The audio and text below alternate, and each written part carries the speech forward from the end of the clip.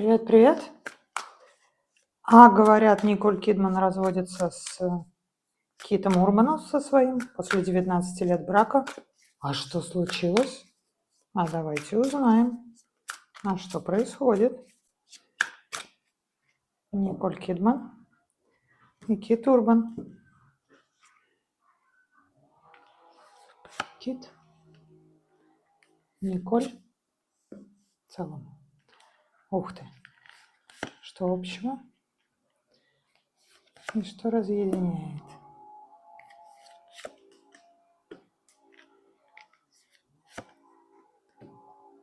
Смотрите, в целом она женщина эмоциональная, любвеобильная, с полнотой чувств к нему, искренне относящаяся. А он, видите, такой, как бы это назвать, что ли, не путешественник, а авантюрист, может быть. Ему все вот интересно, ему вот на месте не сидится. И смотрите, на объединение у нас лежат довольно странные карты. Во-первых, двойка мечей. Это какое-то обоюдное, я так здесь вижу, решение. То есть это что-то логическое. Это какая-то мысль, которая их объединила.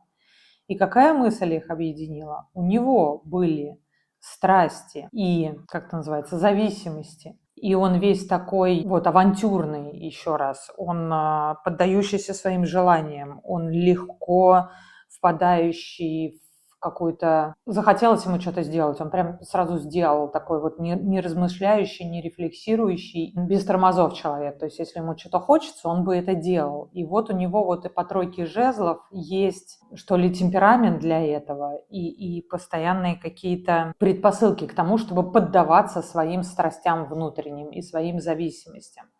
А она, как женщина влюбленная, как женщина любящая, как женщина вообще полная эмпатии и чувств каких-то, пыталась, что ли, то есть они объединились на идее того, что она своими ресурсами будет, наверное, как-то сдерживать его эту зависимость или помогать ему бороться с этой зависимостью. Она стабильная, она устойчивая, у нее по финансам все хорошо, у нее по мироощущению все замкнуто. То есть, когда этот мужчина появился в жизни, у нее устоялась картина. Вот теперь вот с этим мужчиной мы будем, значит, дом строить, детей растить, все мы, значит, решили, а если у него какие-то зависимости или что-то ему от меня надо, я ему завсегда помогу.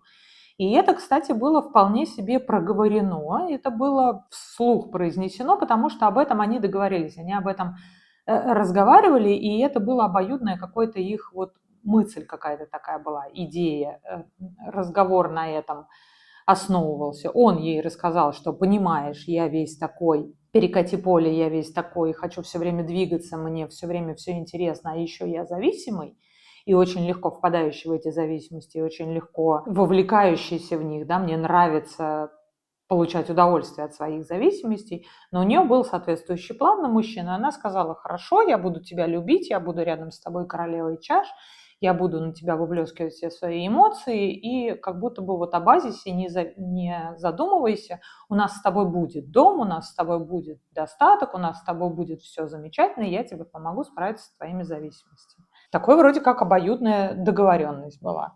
Ну и развело их то, что кто-то начал смотреть куда-то в третью сторону, да, появились какие-то шансы по движению в какую-то сторону, потому что кто-то из них двоих засиделся. Сейчас будем смотреть, кто.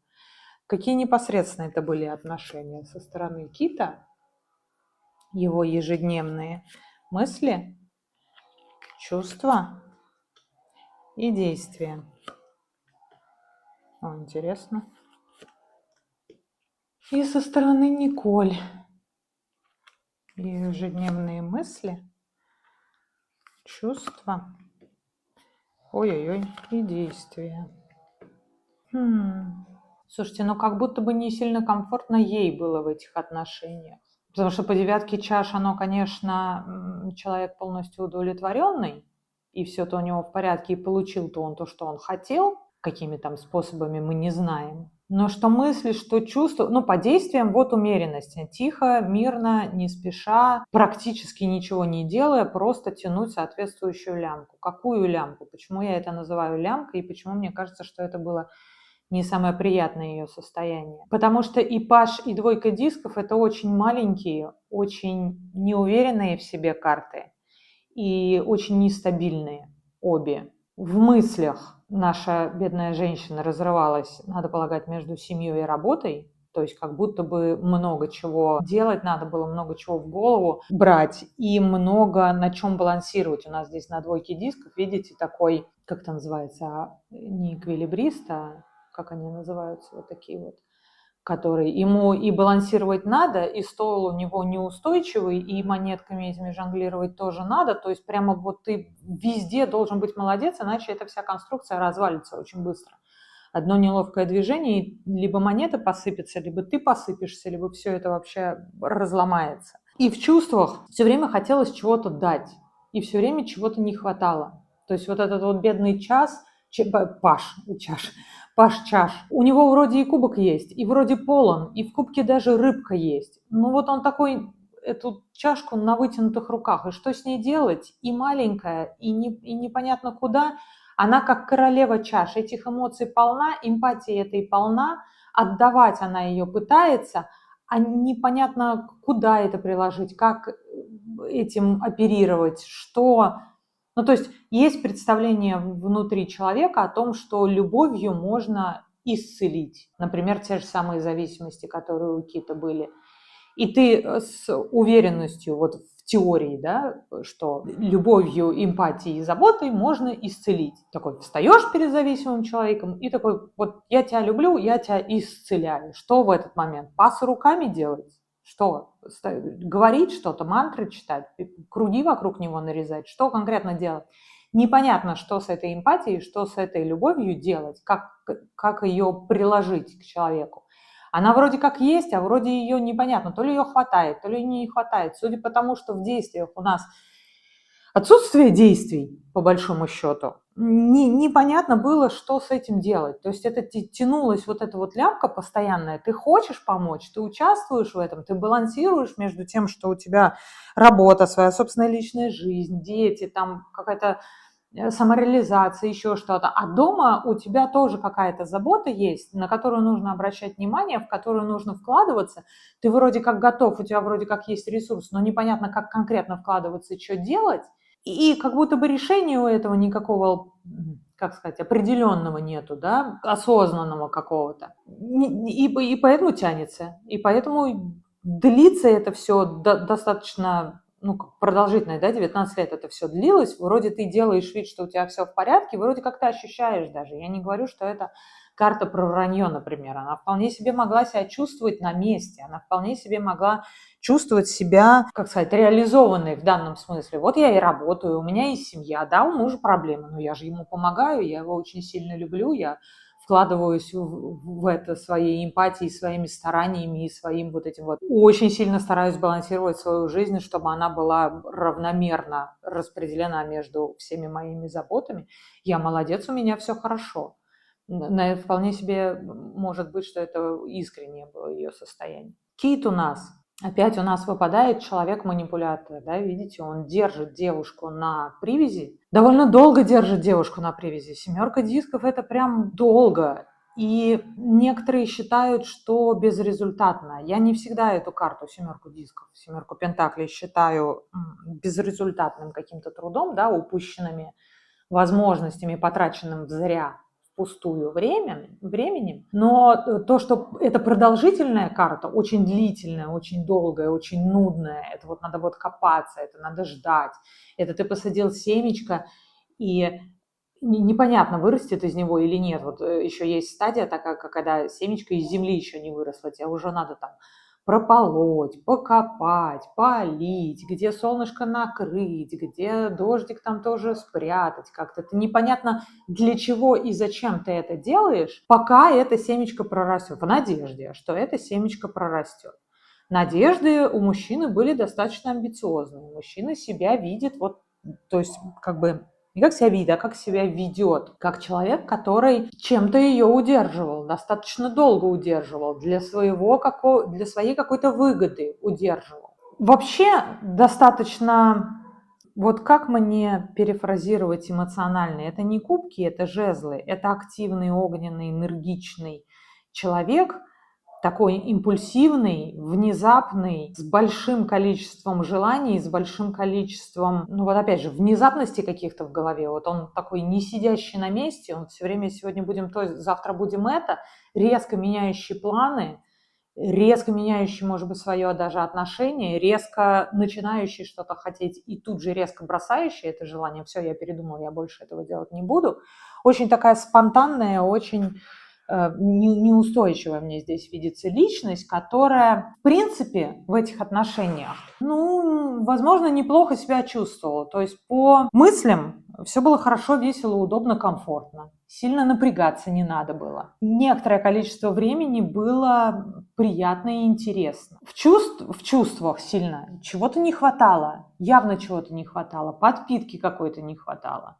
Внутренний какой-то... То есть почему человек, например, зависим? Ведь Николь очень сильно старалась как-то собрать, как по-русски сказать, чтобы Кит поддерживал свою трезвость, вот во всех смыслах, да, не только в алкогольном, но и какие там у него были зависимости, я не знаю. Это можно внешне, вот эту зависимость, ее можно внешне ограничить, купировать, да, прекратить этим заниматься вот внешне. Но для того, чтобы это состояние было для тебя комфортно, нужно не просто запрещать пользоваться всякими разными стимулирующими препаратами, да, и он вполне возможно на силе воли можно какое-то время держаться и просто это не использовать, испытывая жуткое к этому желание и потребность. Для того, чтобы не испытывать желание и потребность, нужно внутренние дыры и внутренние пустоты заполнять чем-то другим, что примерно так же комфортно доводит тебя до состояния уверенности в себе, успокойствия. То есть, чтобы эту зависимость, как сказать, слово-то такое, заместить чем-то другим. Пока складывается впечатление, что эту зависимость просто физически ограничивали. То есть он мог, если правду говорят, что она действительно, если она очень сильно гордилась тем, что она избавила его от этой зависимости, что он действительно был на протяжении длительного времени трезвый. Думаю, что может такое быть. Может быть, действительно, он чисто физически внутрь туловища своего ничего не употреблял. Но он не лечился в процессе, он не замещал эти зависимости чем-то другим, он не наполнял себя, не делал так, чтобы ему было что-то нужно, кроме запрещенки, чтобы как бы эту необходимость закрыть чем-то другим, и тогда ты будешь восстанавливаться и будешь хорошо себя чувствовать не при помощи запрещенки, а при помощи других каких-то средств. Это работа тяжелая внутренняя, это какое-то перестановление. Такое ощущение, что у него на этом месте, в чувствах как раз, пустое место было. То есть он как будто бы физически не употреблял, и плохо ему от этого. И принять нельзя, и хочется очень сильно, потому что ничего на этом месте нету, пусто, не заполняет его ничего. Никакими деньгами не заполнишь это, никакими подарками, никакими, где она его везде с собой таскала, за руку водила, везде показывала, как у них все замечательно. Не заполнялось это пустое пространство вот просто внешней какой-то красивой картинкой. Зачем бы она ему, ну давайте посмотрим, зачем бы она ему была нужна, потому что вот здесь вот идет достаточно стройная картина по поводу внутреннего состояния мужчины в этом браке. В принципе, хорошо, в принципе, девушка приятная, в принципе, он женился на ней вот по любви, по желанию, может быть, у них даже страсть какая-то в самом начале была от него происходящая, то есть он ее захотел, он ее заметил, он ее обратил на нее внимание и как-то охмурял ее, долго вокруг нее там кругами ходил, наверное, не знаю, как было, расскажите мне в комментариях. И, в принципе, все было замечательно, но пустоты вот эти внутренние никак не заполнялись. Дальше в действиях у меня выходит человек, который за эту женщину держится, из каких-то внутренних своих достаточно, ну, если не меркантильных, то эгоистических соображений. Зачем-то ему это надо было, зачем-то он ее и не отпускал, ну и как будто бы к себе близко не подпускал. То есть, видите, здесь мужчина, ну, не в объятиях он свою женщину держит, как обычно мужчина держит любимую женщину рядом с собой поближе. Он ее на цепи держит. Она периодически куда-то там или порывается улетать, или у нее есть какие-то направления, или, может быть, он ее к работе ревновал в данном случае, может быть, ее часто дома не было. Он вроде как и употребить ничего не может, потому что Я не знаю, как они, что они там договорились, контракт у них был, или просто случилась какой-то вот сила воли в человеке, что он физически не употребляет, а морально и эмоционально пусто внутри, грустно, плохо, и очень хочется притянуть эту женщину обратно, потому что с ней вроде как, ну, более-менее весело, интересно, и вроде как в компании ему полегче. Одному ему очень тяжело, и одиноко, и грустно, и больно. Давайте посмотрим истинное отношение к отношениям, да, к этому браку, к этому союзу, что на самом деле там внутри происходило, и что они друг другу транслировали, как они друг... Так, у меня выпала смерть, я вам сейчас не покажу, но у меня выпала смерть, просто выскочила из колоды. Наводит ли это нас на мысль, что развод окончательный и возврату не подлежит? Как бы грустно они сейчас не комментировали, что они там, например, остались с друзьями, или очень жаль, что так произошло, вдруг у нас еще все поменяется. Смерть — это серьезно. Какой на самом деле у нас был Кит и каким он себя показывал Николь? Ой-ой-ой. Какой была у нас Николь и какой она себя транслировала Киту. Ну и да, опять у нас женщина ведущая, женщина, принимающая решения, женщина, знающая, что нужно делать. Это она так, да, выглядит. Мы еще не знаем, то есть изначально по двойке дисков у меня подозрение, что не очень-то она и по пажу, собственно, кубковому, не очень-то мне сложилось впечатление, что она четко знала, что она хочет делать. Она просто хотела этого делать, она была эмоционально к этому открыта. И как бы очень хотелось проявить эту любовь и эмпатию, но не совсем она понимала, как это можно сделать. Здесь она делала вид и всячески руководила, и всячески держала все бразды правления в руках, делая вид, что она таки все прекрасно понимает, все четко знает. У нее четкий план, она точно знает, что, когда, по какому расписанию делать, потому что все я держу под контролем, все я держу в своих руках, я справлюсь, он ее, собственно, так и воспринимал, что она справится. Если вдруг какая проблема, она справится, она решит, она знает как, одна. Это не потому, что мы договорились, и не потому, что мы по большой любви сели и там обсудили и как-то пришли к какому-то компромиссу. Нет, вот у меня сложности, я к ней обратился, она решит. Она точно знает, как выкрутиться, куда выкрутиться и что там. Он для нее собственной интригой продолжал оставаться. Наверное, все это время она действительно пыталась показывать ему свою любовь и эмпатию, и до тех пор, пока это ему, к сожалению, было удобно, все-таки я очень скептически отношусь и к пятерке дисков здесь, и к вот этому вот мужчине, который долго почему-то на цепи держал рядом с собой женщину. Есть подозрение, что у него был, ну, как сказать, не план, а зачем-то она ему была нужна. Какая-то необходимость в ней была такая не очень сильно искренняя. Может быть, даже она сама не очень хорошо понимала, почему, ну, как бы даже не то, что он ее, во-первых, он ее загадочностью этой привлекал очень сильно. Очень интересно, что там. Во-вторых, скорее всего, опять же, водил вокруг пальца, и у нее складывалось впечатление, что этот человек с глубочайшим внутренним миром, очень интересный, просто нереализованный, просто у него не получается это выразить, и просто вот он, на самом деле он глубже, чем он кажется людям, и она везде ходила и говорила, да вы не понимаете, да он максимально гениальный, и то, что он не то чтобы очень сильно мировая известность у него, это просто так сложились обстоятельства. На самом деле ему только возможность дай. При этом она ему 19 лет эту возможность давала, и что-то как-то не стрельнул мужчина. Вот. И вот эти вот глубины, они очень ее интриговали, очень ее интересовали, и она искренне в них верила. Но при этом верховная жрица – это человек с каким-то внутренним знанием, с внутренней какой-то уверенностью. Он, может, тебе не расскажет, он, может, даже делать ничего на эту тему не будет. Но он вот сидит такой вот спокойный, такой типа, я знаю, вы вот все дураки не знаете, а я знаю. Чего он знал? Чего он там такое? И она тоже изображала из себя мага всемогущего. Старалась изо всех сил, на самом деле. Да, действительно, может, она и не была магом в глобальном смысле этого слова. Может быть, она не была всемогущей и не могла сделать прям-таки все, но отрицать в ней наличие ресурса и возможностей, а также искреннего совершенно стремления безостановочного к своей цели, Вот этого всего отрицать нельзя. Она действительно сильно так взялась и действительно рвала с места в бой для того, чтобы что-то там реализовывать. Может быть, она не все могла, но что она могла, а могла она много, потому что ресурсов у нее много, у нее за спиной целое королевство, у нее там и по финансам все хорошо, и по знакомствам, скорее всего. Она вот что она могла, она делала просто вот по максимуму. Не сидела на месте, не ждала. Вот эта вот умеренность, тянущая все эти отношения в течение 19 лет, это как будто бы ее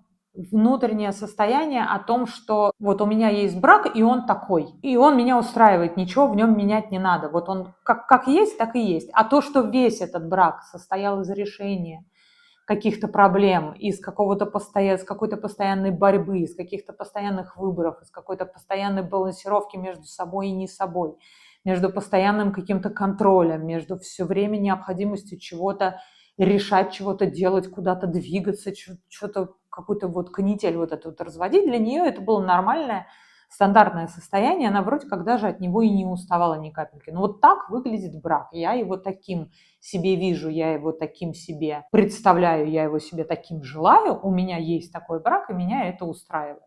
Изводя себя просто по полной программе внутри, потому что и на нее вроде как наложили эту обязанность, и она вроде как приняла ее на себя добровольно, потому что действительно делала по максимуму то, что могла делать. В данном случае мужчина у нас, жезлы это же тоже желание, и не всегда обузданный, и не всегда осознанный. Дьявол в самом начале выпавший, и вот этот вот мужчина, который держится за нынешнее состояние, и за человека, который может тебе это состояние поддерживать.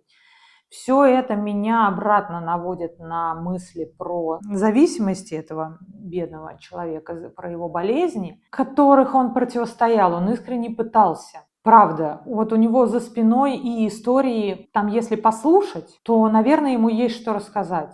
Другое дело, что не все, опять же, по Верховной Жрице, не все из этого мы узнаем. Это не самые приятные истории и не очень красиво они его это вырисовывают. Может быть, это истории, о которых, может быть, не очень хочется вспоминать даже. Это какие-то подчинения своим желаниям в моменте, за которые потом может быть и стыдно. Но это опыт. Да? По девятке жезлов за человеком есть какой-то опыт. Он уже отбился от какого-то количества нападений. Он уже как-то, даже вот он уже с перебинтованной головой, он уже как-то поборолся за свое положение. Он как-то вот встал ровно, да, перед этим забором. Он как-то вот набрался же сил, у него же есть силы стоять прямой спиной, держать вот эту вот палку, которой он защищается от нападок внешнего мира. Он очень старается, очень пытается, он очень устал, потому что таких боев миллион было. Видимо, ну, и искренне совершенно есть осознание, что женщина очень сильно ему помогала в этих боях. Правда, без нее бы он, скорее всего, не справился. Поэтому он старательно так за нее долго держался. Потому что желаний много, потому что 8, что 9 жезлов, это прям очень много для одного человека. Там после 6 уже напряженка начинается. Там уже нужно как-то отбиваться и защищаться в какой-то момент от того, как бы от той волны нахлынувшей, которая извне на тебя, тебе просто защищаться нужно, действительно, уже там без разбора, какие там твои желания, какие не твои, какие там в приоритете, какие, может быть, в сторонку отложить. Это очень такая хаотичная ситуация. 8-9 жезлов – это прям очень много, очень тяжело, очень он устал и очень он старался искренне. Я опять предполагаю, что он некоторое время был в завязке. Не обманывал он ее, она искренне действительно старалась просто вот изо всех сил вот этих коней вперед гнала для того, чтобы его спасать и помогать. Давайте посмотрим, что они друг от друга скрывают. Скрывали, наверное, все эти отношения, ну не все эти отношения, а действительно, в чем был секрет, что они так и не смогли за 19 лет друг другу рассказать, что, может быть, потом попозже посмотрим, привело, собственно, к расставанию, потому что вдруг кто что узнал. Самый большой секрет, самое, что ты так и не смог своему близкому человеку за время брака рассказать, что скрывал Кит от Николь. Здрасте, пожалуйста. И что скрывала Николь от Кита? А у них же есть дети, да? Слушайте, ну первое, что приходит в голову, это другая женщина у Кита, да? Здесь вот для начала. То есть как будто бы мне эти карты сейчас пытаются показать последний момент вот сейчас. Ну и да. Вот смотрите, пошел за любовью к другой женщине. То есть он у нас еще и ушел. Так держался, так долго ее мутузил вообще. Как-то это самое, держался за нее. А теперь вдруг появилась какая-то более другая молодая, красивая, и он, значит, встал и вышел. Некрасиво, хорошо. Она, что все это время, или, значит, не все это время, а последнее время, что она от него скрывала? Что знала об этом, представляете? Вот этот туз жезлов, который в оригинальной колоде у нас немножко, в смысле Артура Уэйта, немножко по-другому выглядит как жезл, но, собственно, тоже с пимпочкой сверху, поэтому наводит на соответствующие ассоциации, чисто внешне. И вот мужчина, ходящий и прикладывающий этот самый свой туз жезлов везде, где ни попадя, был не секретом. Это было ясно, это было понятно. Или это было изначально понятно, и она с этим соглашалась, видите, и даже в некотором роде защищалась и пряталась от этой информации. То ли, наоборот, это вдруг внезапно прояснилось для нее, может быть, не сразу поверила, может быть, наоборот, для нее стало вдруг ясно, что есть в ее жизни обман, скрытость какая-то, какое-то вранье на тему мужниного туза жезлов, который вот, значит, вот ходил и прикладывал везде, где не прикладывалось. И когда она об этом узнала, терпение ее, собственно, и не выдержало. Вот насколько она была терпеливой, насколько она создавала даже не столько для нас, сколько для самой себя ощущение того, что да, брак не самый простой, тяжелый, и в нем надо очень много работать для того, чтобы вся эта конструкция держалась, да, и по двойке пентаклей она там прям балансировала прямо просто на кончиках пальцев, там надо было прям вот этот вот баланс этот соблюдать.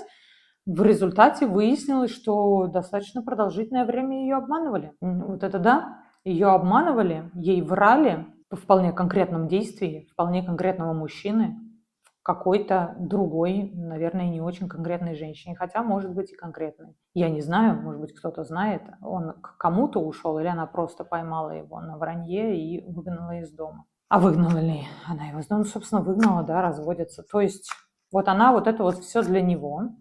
А он, значит, был, старался. Но, собственно, его тут тоже тяжело, наверное, обвинить, потому что полноценного лечения не происходило. Я не вижу здесь полноценного лечения. Вот давайте посмотрим, как у него вот сейчас с зависимостями.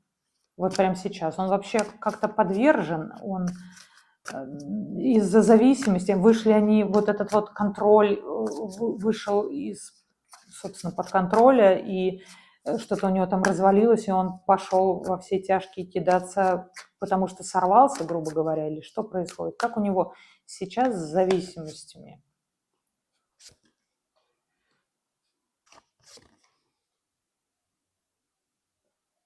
Слушайте, как все равно он пытается бороться, но зависимости все еще есть, да, это такая, как это, я сейчас вижу справедливость, хочется сказать, справедливости ради, от такой зависимости не вылечиваются абсолютно. Можно впасть в какое-то безинициативное состояние, типа, как это называется, ремиссии какой-то.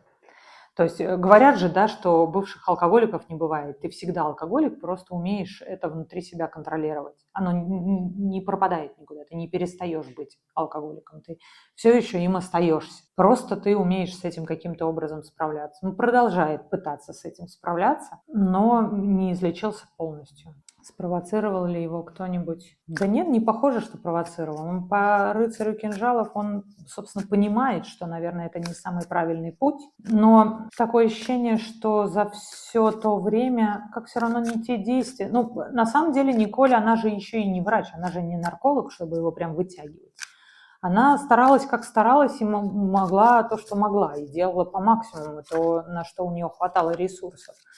Просто лечение происходило, как мне кажется, как мне видится, вот по этому общему состоянию, немножко не в ту сторону шло. И они, судя по всему, все, кто пытался Киту помочь, наверное, сконцентрировали свои усилия на том, чтобы он прекратил это делать, и как-то пропустили тот момент, почему он это делает, какие у него там черные дыры и пустые места в душе, которые нужно чем-то другим заполнить. И пока держится, пока вот эта вот внешняя оболочка как будто бы работает, да, ощущение того, что это делать не надо, у него есть, мысли на тему того, что с этим нужно бороться, он осознал, и это действительно решение принятое, но как будто бы сама зависимость внутри осталась, потому что ее ничем не заменили и ничем не вылечили. Ну и что, вот они развелись. Сейчас какие отношения у них после развода? Что за чувства, эмоции и какие взаимоотношения у них остались, которые некоторое время может продляться, а может и подольше. Кит к ней, и она к нему.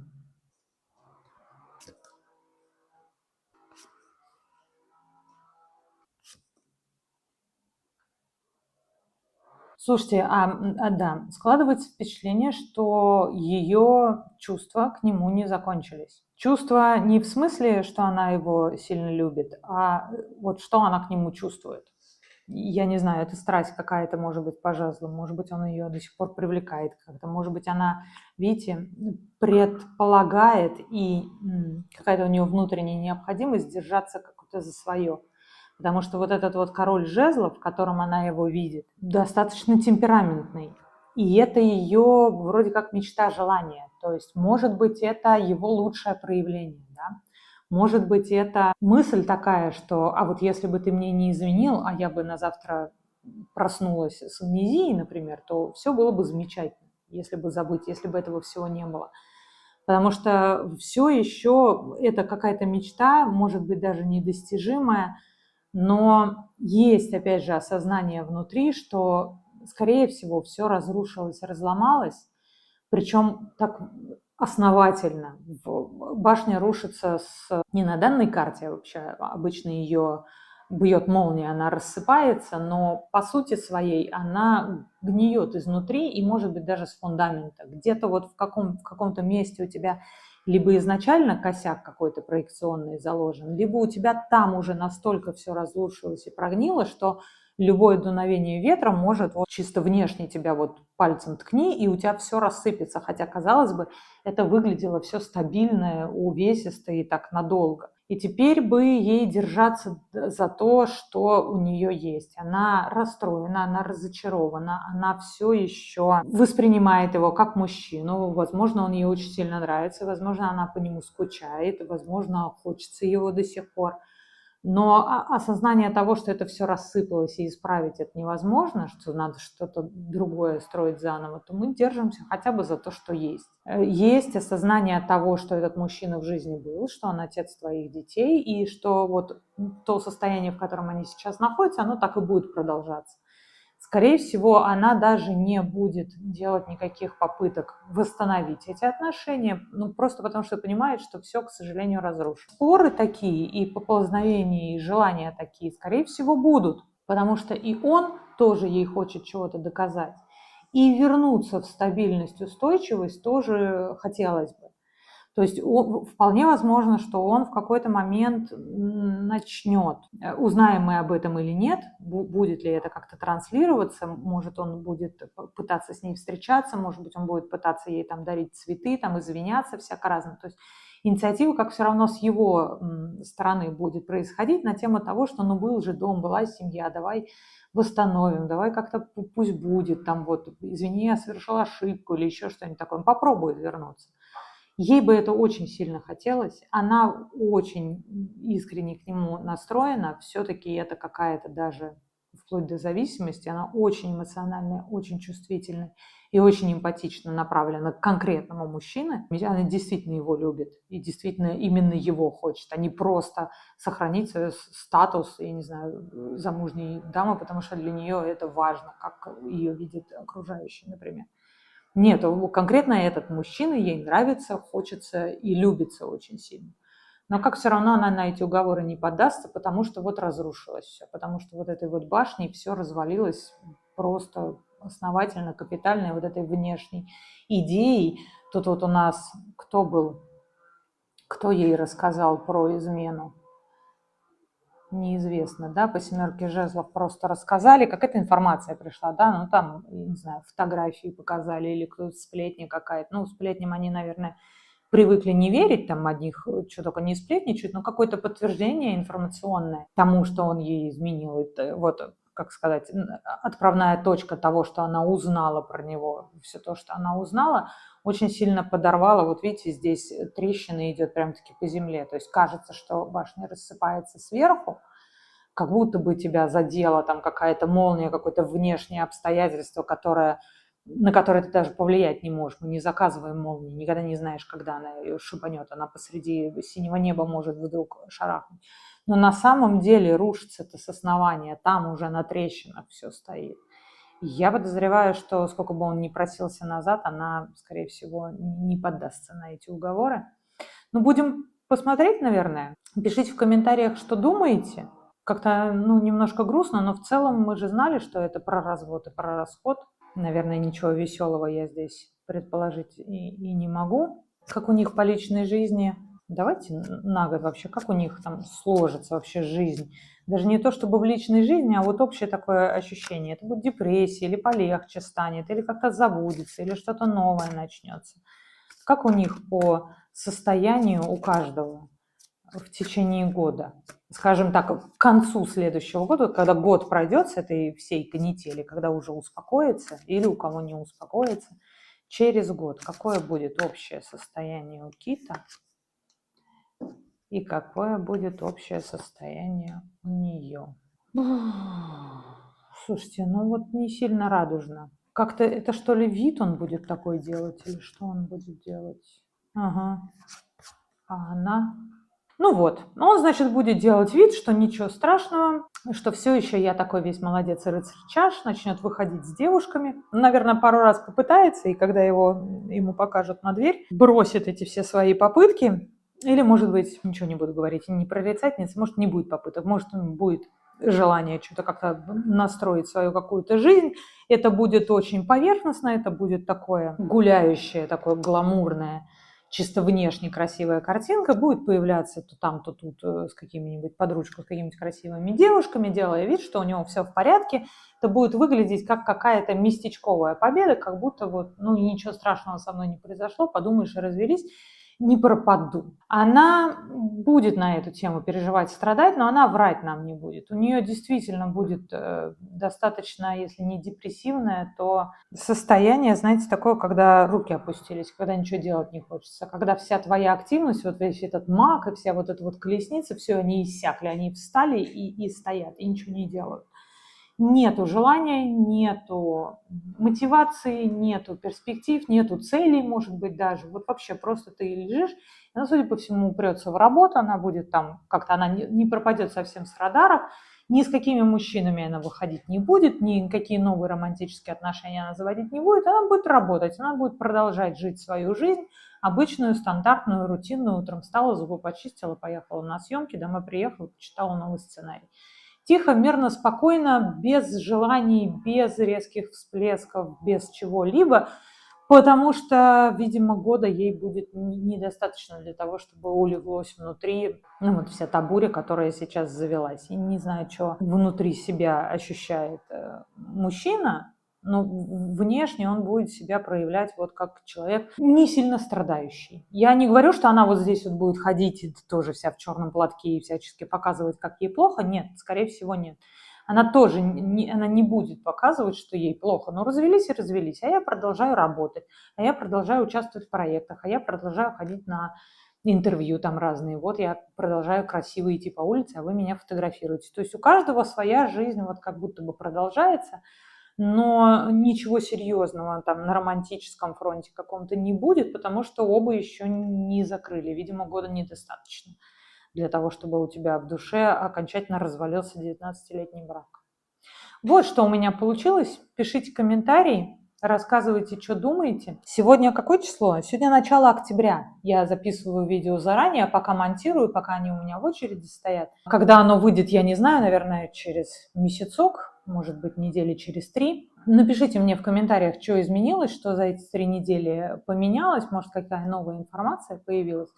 Вот на начало октября у меня такое вот получилось. Подписывайтесь обязательно на канал, поставьте лайк, если вам не сложно. Зовите друзей и увидимся в следующих видео. Пока-пока.